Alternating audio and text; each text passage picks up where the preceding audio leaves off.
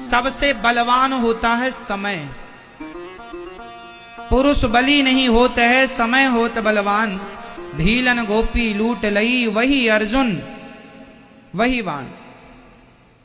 सबसे बलवान कौन है मेरी मां? जोर से, क्या? समय। जरूरी नहीं है कि जो समय आज आपका है वही समय कल भी आपका हो। क्या आवश्यक है?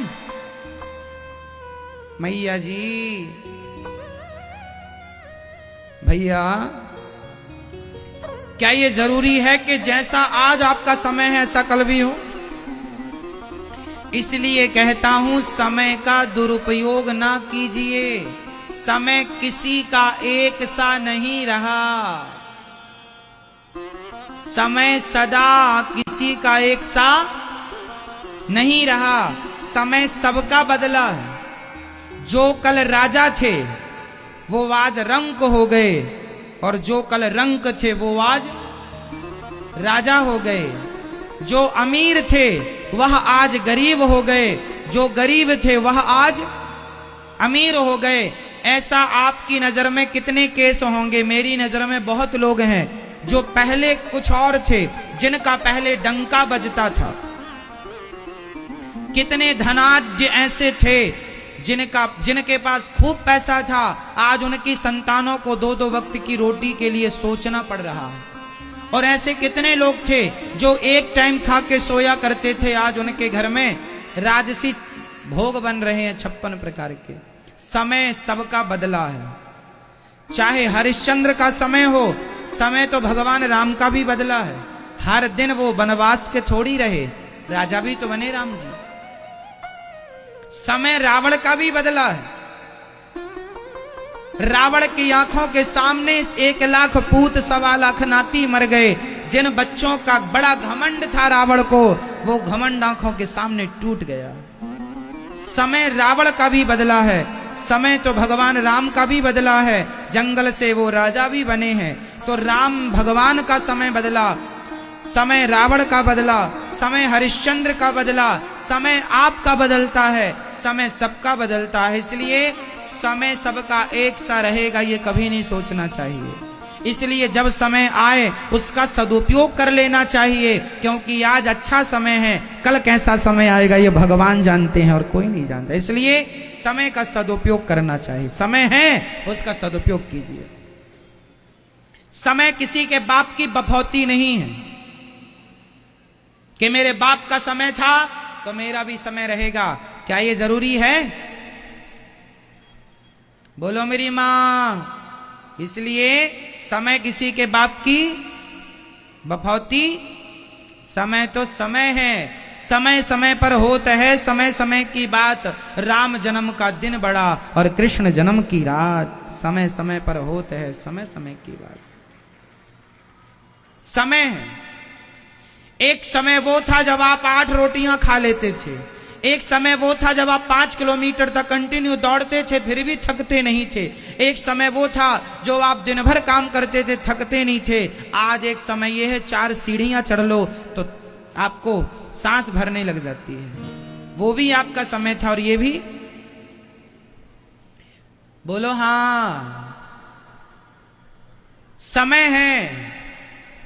समय ने आपको जवान बनाया, समय ने आपको बूढ़ा बनाया, समय ने आपको बीमार बनाया, समय ने आपको स्वस्थ बनाया। क्यों? ये समय तो है। एक समय था कि आप लोगों के बाल काले थे। एक समय यह है कि आपकी मूछें भी सफेद हो गई हैं। किसने किया? आपकी मूछें सफेद किसने कर दी? दादाजी आपकी मूछें सफेद किसने की? पड़ोसी ने? हाँ, किसने की? समय ने। समय ने मूछें सफेद कर दी, समय ने दांत गिरा दिए, समय ने घुटनों में दर्द प्रकट कर दिया, समय ने आज ये स्थिति कर दी कि आज आदमी बिस्तर से अपने से उठ नहीं पाता। जो आदमी दौड़ दौड़ के सारा काम करता था, आज उसे बिस्तर से उठने के लिए 1 लोगों की, 2 लोगों की, 4 लोगों की जरूरत है। क्या संसार में ऐसे लोग नहीं हैं? समय ऐसा आता है लोगों का अपने हाथ से खा नहीं पाते, उनको खिलाना पड़ता है। ये समय ही तो है। बोलो हाँ या ना? समय कब कैसा हो जाए, किसका हो जाए, कोई नहीं जानता। इसलिए जो समय ईश्वर ने दिया है उस समय को भगवान के चिंतन में खर्च करना चाहिए, भगवान में लगाना चाहिए। समय व्यर्थ नहीं गंवाना चाहिए। एक राजा था, ये दुनिया की एक सांसारिक बात मैं आपको सुना रहा हूं, शायद कुछ समझ में आवे, समझिएगा। एक राजा थे, उनकी बड़ी सुंदर रानी थी। रानी राजा बहुत अच्छे से रहते, राजा बड़ा प्यार करते थे रानी, क्योंकि रानी बहुत सुंदर थी। सुंदर थी रानी, इसलिए राजा बड़ा पास में था, बड़ा प्यार। बहुत समय बीतने के बाद अचानक रानी को पता नहीं क्या हो गया, रानी को एक रोग हो गया। वो सफेद दाग हो जाते हैं ना, सफेद दागों वाला रोग रानी को हो गया। रानी के शरीर में सफेद सफेद दाग होने लगे। जब दाग होने लगे तो उनकी सुंदरता ढलने लगी, जरा कम होने लगी। तो राजा का अटैचमेंट उस रानी से कम होने लगा। अब राजा अपनी दूसरी रानियों के संग ज्यादा रहने लग गए, उससे जिससे सबसे ज्यादा प्यार करते थे। अब राजा उससे दूर होने लग गए और वो रानी उदास होने लगी कि मेरे शरीर में इतना ये निशान, अच्छा केवल निशान नहीं आए, शरीर में फोड़े होने लगे और वो पक करके मावाद गिरने लगी, शरीर से दुर्गंध सी आने लगी। अब तो उसके पास कोई नहीं जाता, राजा तो देखता भी नहीं है। अब रानी को बड़ी गिलानी हुई कि राजा मेरी तरफ देखते भी नहीं और मेरा शरीर व्यर्थ हो गया। अब एक काम करती हूं, मैं आत्महत्या कर लेती हूं। तो रानी आत्महत्या करने चली, अपना राजमहल छोड़कर, अपना राजद्वार। अब तो उसकी तरफ कोई देखता नहीं था, कहां जा रही है, कोई फर्क नहीं पड़ता किसी को, क्योंकि वो पहले सुंदर थी, अब तो सुंदर नहीं है। चल पड़ी, महलों से निकल पड़ी और जंगल में जाकर के वो आत्महत्या, एक बड़ा सा कुंड था उसमें कूद कर मरना ही चाहती थी कि वहां पर एक संत जी बैठे थे। संत जी ने कहा, देवी कौन हो? पूरा पता बताया। महाराज मैं फलानी की रानी हूं, मैं आज ये स्थिति है कि मैं, ये देखिए शरीर में क्या हो गया है। राजा अब मुझे देखते भी नहीं, जब तक शरीर में सुंदरता थी। एक बात बताएं, ये लोग आपको तब तक पसंद करते हैं जब तक आप में कुछ है। आप में कुछ नहीं है तो आपको कौन देखेगा?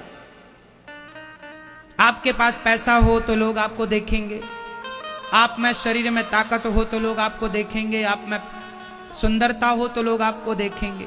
कुछ भी नहीं है तो कौन देखने वाला है? क्योंकि ये दुनिया आपको देखती इसलिए है क्योंकि उसे अपना स्वार्थ सिद्ध करना है। इस धरती पर सब लोग स्वार्थी ही तो हैं। स्वार्थ लाग करें सब प्रीति, सुर नर मुनि जन की यह रीति।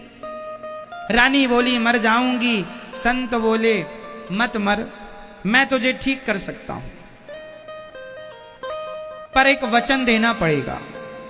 रानी बोली बिल्कुल मैं आपकी बात मानूंगी, आप मुझे स्वस्थ कर दीजिए, मैं आपको वचन देती हूं जो आप कहेंगे मैं वो करूंगी। संत जी ने कहा मैं तुझे स्वस्थ कर दूंगा, पर वचन ये दे कि अब जो तेरा शरीर है, बचा हुआ तेरा समय है, पूरा समय अपने शरीर से केवल भगवान का चिंतन करेगी, केवल तू रघुनाथ जी का ध्यान करेगी, केवल राम का ध्यान करेगी, केवल भगवान के चिंतन में अपना शरीर लगाएगी। यदि तू मुझे ये वचन देती है तो मैं तुझे स्वस्थ कर दूंगा। बचा हुआ समय तू भगवान के हवाले करेगी। उसने कहा मैं आपको वचन देती हूं, आप मुझे। संत जी ने कहा जिस कुंड में तू कूदना चाहती थी उसी कुंड में स्नान कर ले, तू स्वस्थ हो जाएगी। वो गई, स्नान की, बिल्कुल सुंदर, पहले से जवानी में जितनी सुंदर थी उससे भी ज्यादा सुंदर होके संत प्रभाव से निकल के बाहर आ गई। ये बिल्कुल सत्य घटना है, सत्य घटना है। निकल कर बाहर आई, बड़ी सुंदर हो गई। कहने लगी महाराज अब मुझे अपने चरणों में ही रख लो, मैं यहीं आपकी सेवा करूंगी, आपके संग भजन करूंगी। संत जी ने कहा तू अपने राज्य में जा और वहां रह के भजन करना, पर भगवान को ना भूलना। चली वापस। जब वो घर गई तो उसके पति राजा ने देखा, वाह तो बड़ी सुंदर। राजा फिर फुदक के वापस आ गया, बड़ी सुंदर हो गई हो, कहां गई थी, ये कहां से मिल गया शरीर इतना सुंदर तुम्हें। उसने कहा, राजा को उसने ज्यादा भाव नहीं दिया। उसने कहा, महाराज अब आप अपना काम कीजिए, मेरा जो बचा हुआ समय है अब मैं भगवान की आराधना में लगाऊंगी। मेरे शरीर पर अब आपका कोई अधिकार नहीं है। मैं अपने शरीर से, मैं अपनी वाणी से, मैं अपने वचन से, मैं अपने कर्म से अब केवल रघुनाथ जी की बन करके रहूंगी, रघुनाथ जी का चिंतन करूंगी। मुझे अब आप त्याग दीजिए जैसा त्याग दिए थे। राजा दूर हट गए, वो अपना महलों में रह के भजन करती है और उसने अपनी बची हुई सांसें भगवान के हवाले की। संसार के बन के कब तक रहोगे? जब तक शरीर अच्छा है लोग देखते हैं, शरीर बूढ़ा हो गया कोई नहीं देखता। इसलिए मन भोगों में न लगाकर भजन में लगाया जाए। भोगों से तो मन किसी का भरा ही नहीं, तो तुम्हारा क्या भर जाएगा। इसलिए ये भोग विलास हम सबको ठग रहे हैं, लूट रहे हैं। मत लूटो, मत अपने आप को, अपना समय जाने दो। समय भगवान के चरणों में समर्पित करो। बचा हुआ समय है ना, कितना खुश करोगे अब संसार के लोगों को। ये कभी खुश हुए हैं? कौन खुश हुआ है बताओ। सिर काट के रख दो आप संसार के लिए, फिर भी ये लोग खुश नहीं हो सकते। पत्नी पति को कितना भी खुश करे, पति पत्नी को कितना भी खुश करे, पर फिर भी कोई ना कोई कमी रह ही जाती है किसी ना किसी से। और वो कमी आदमी सारी जिंदगी गिनाता है, तुम में ये कमी है, तुम में ये कमी है। बाप अपने बेटों को कितना भी धन दे दे उनको खुश करने के लिए, फिर भी आजकल के कुछ बच्चे यही कहते हैं हमारे बाप ने हमें दिया ही क्या है। माँ अपना पेट फाड़वाती है बच्चों के लिए, माँ कितना दर्द सहती है बच्चों के लिए, पर वही बच्चे बड़े होकर कहते हैं तुमने क्या किया हमारे लिए। तो आप सिर काट के रख दीजिए साहब, ये दुनिया बड़ी स्वार्थी है। चाहे कोई हो, सब स्वार्थी ही है, बेटा हो बेटी हो, है ना। इसलिए दुनिया को खुश करने चलेंगे तो आपको करोड़ जन्म लेने पड़ेंगे, फिर भी दुनिया खुश नहीं होगी। और गोविंद खुश हो गए तो फिर किसी और को खुश करने की जरूरत नहीं है। मीरा ने भगवान को खुश कर लिया, उसने किसी की परवाह नहीं की।